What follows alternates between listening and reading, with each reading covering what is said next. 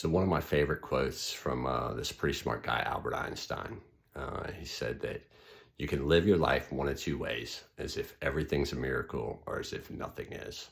All right. I'm Coach Bobby Brown, and I'm with Sober Life Right. What I do is I help people live their most amazing life free from drugs and alcohol.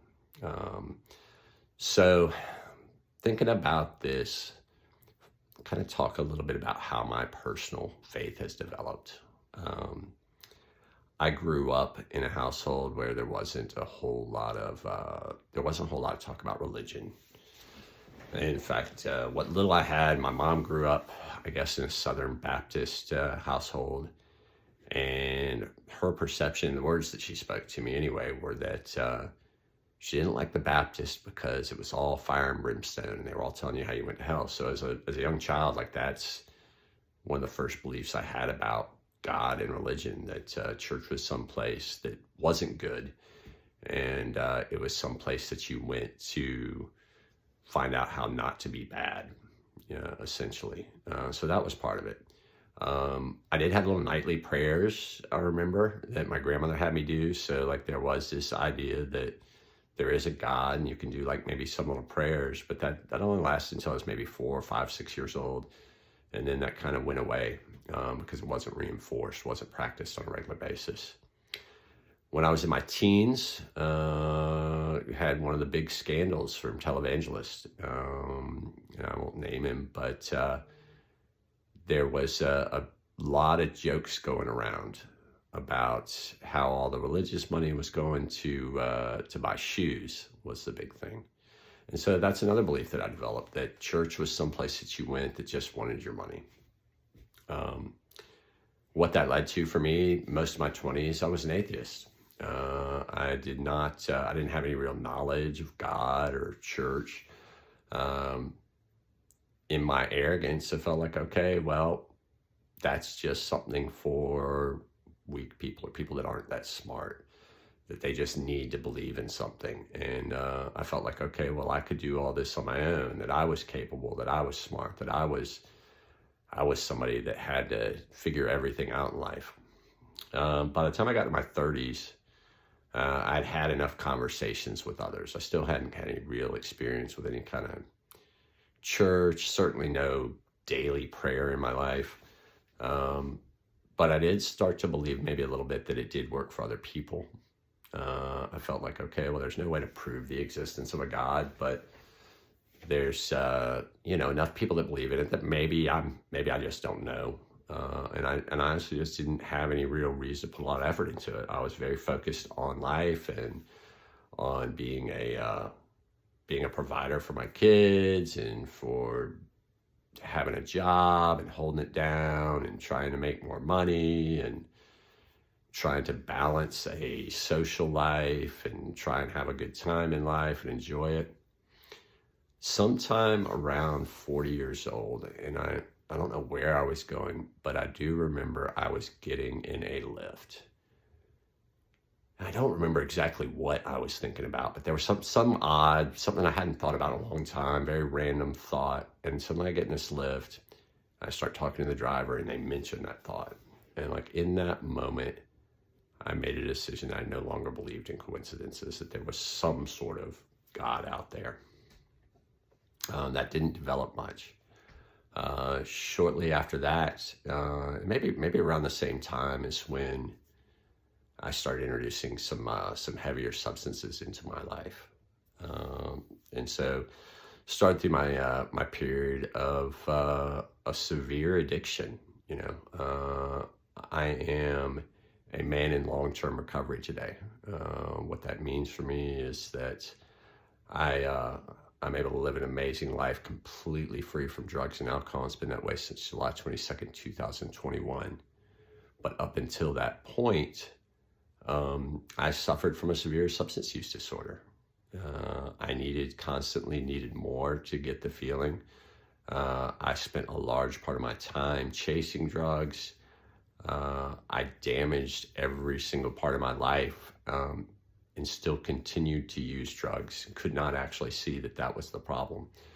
This went on for several years, to the point that I've had overdoses where I've been saved by Narcan in the back of an ambulance. I've had guns put in my head. I have had situations where I've thought about riding a bike into oncoming traffic. This is a chronic and a progressive illness that affects approximately 1 in 10 people. And I suffered it with there's 11 symptoms. I had all 11 symptoms. It was really bad. And it really took me to a point that I was bankrupt in every area of my life. I had no connection with God. My physical health was horrendous. I was 40 pounds underweight. I was sick, required some pretty serious shots and some medicine. I was mentally crazy. My logic was so far off. I had no sense of living by any kind of values. I had no real connections, no real friends.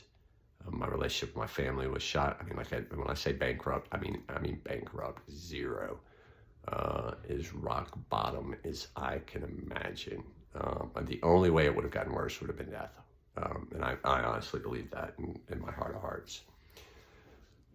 But something happened on July 21st. God intervened. You know, I was arrested because part of not living my values, I was shoplifting. Something I never thought I'd do. You know, I'm at this point a 46-year-old man. I didn't even have any real goals to it. I was running on this crazy autopilot. I just was stealing just because that's what I did. That's who I had become through my repeated actions, which I think is important to note. You know, we are what we consistently do. And what I was consistently doing was things that are not aligned with my values today.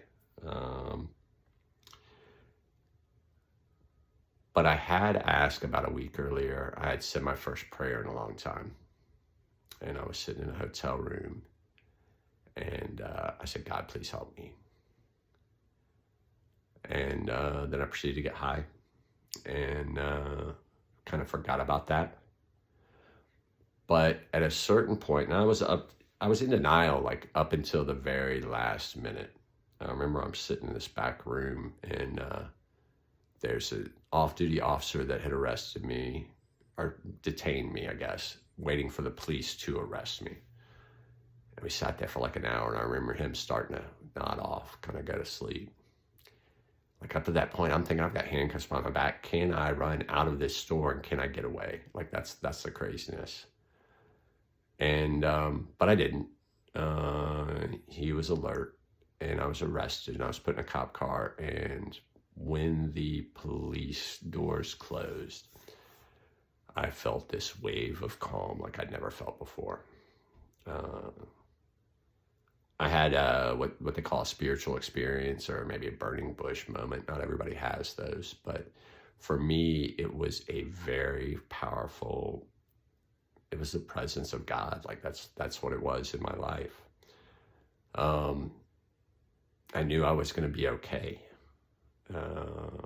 It was a long process from there. I spent probably 90 days,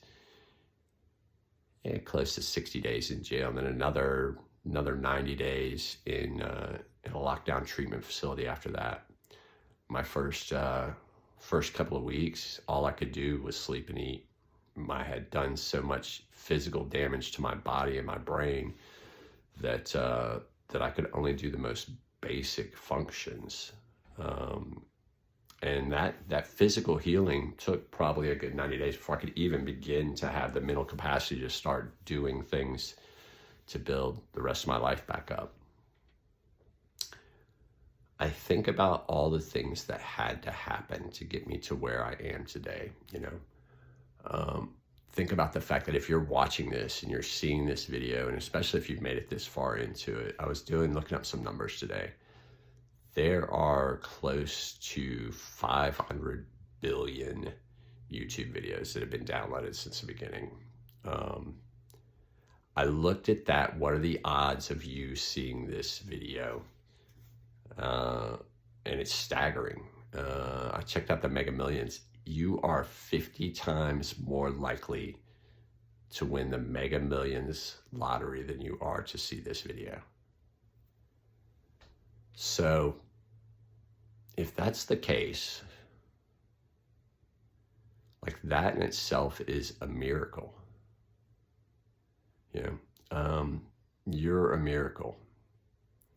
I don't know why you're watching this. I don't know if you've considered a coach before. I don't know if you're having trouble with drugs and alcohol. I don't know, maybe you are sober and you feel like there's something more you could do in your life. Maybe you're just a friend of mine that just likes me and thinks that I'm interesting. If that's the case, then I love you and I appreciate you for it. But if you're somebody that wants to do something different and you think I can help, please reach out. That's what I believe God saved me for, is to help others and to share what I've been through, so that I can make a difference in other people's lives.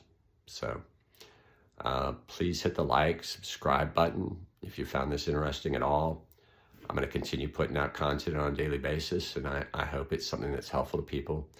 And if you are looking for you want to talk about how I could change your life, then just shoot me a message in the comments, and I'll reach out and we'll figure out if it's something I can help with. I hope you have a great day.